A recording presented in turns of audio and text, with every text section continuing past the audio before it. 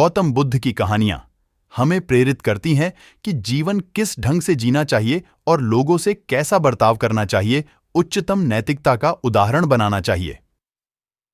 ऐसी ही एक कहानी गौतम बुद्ध और मछुआरे की है। एक बार की बात है, गौतम बुद्ध घूमते हुए एक नदी के किनारे पहुंचे।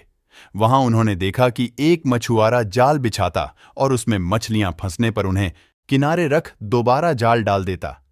मछलियां पानी के बिना तड़पती हुई मर जातीं।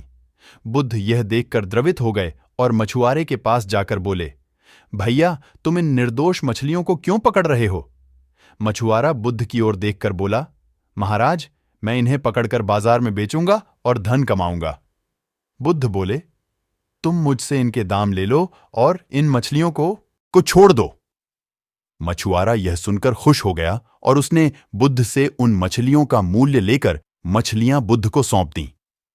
बुद्ध ने जल्दी से वे सभी तड़पती हुई मछलियां वापस नदी में डाल दीं। यह देखकर मछुआरा दंग रह गया और बोला, महाराज, आपने तो मुझसे मछलियां खरीदी थीं, फिर आपने इन्हें वापस पानी में क्यों डाल दिया? यह सुनकर बुद्ध ने कहा, ये मैंने तुमसे इसलिए खरीदी है ताकि इनको दोबारा जीवन दे सकूं। किसी की हत्या करना पाप है। यदि मैं तुम्हारा ही गला घोंटने लगूं तो तुम्हें कैसा लगेगा? यह सुनकर मछुआरा हैरानी से बुद्ध की ओर देखने लगा।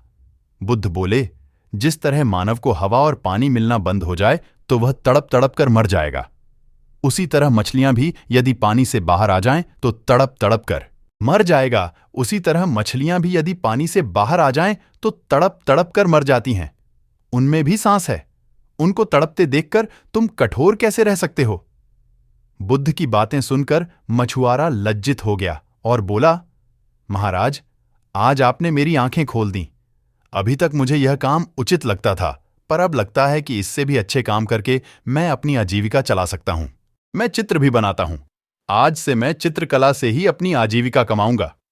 इसके बाद वह वहां से चला गया और कुछ ही समय में प्रसिद्ध चित्रकार बन गया। दोस्तों, कहानी अच्छी लगी हो तो एक लाइक जरूर करें। मेरे चैनल को प्लीज सब्सक्राइब करें। अपना ख्याल रखिए। धन्यवाद।